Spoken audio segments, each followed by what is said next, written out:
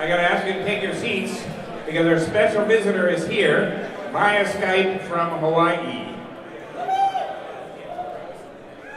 So, some of you may recall that October 19th, 2017, something quite historic happened in our solar system for the very first time, and this is the guy who observed it, Dr. Robert Warwick.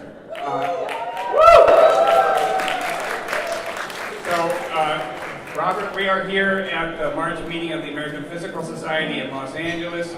We've got maybe a couple hundred people in the room here who are a little hoarse from the first half of our sing-along. We're just getting started with the second half.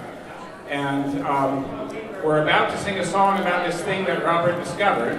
So Robert, can you just very briefly tell us about what it was you found and what it was like for you as a human being to make that discovery? So I work with the Pan-STARRS group here in Hawaii. We normally survey the sky to look for near-Earth objects, asteroids that come very close to the Earth and pose a hazard. In the course of our surveying, we actually found this object that was very interesting.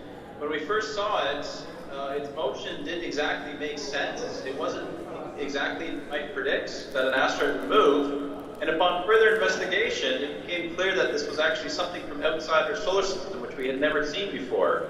So this led to a very detailed, intensive campaign. At first we were kind of skeptical of the data because we had not seen something like this before. But when we really got into it, it turned out that this object was very unique, and that was very exciting to be able to participate in this new kind of science.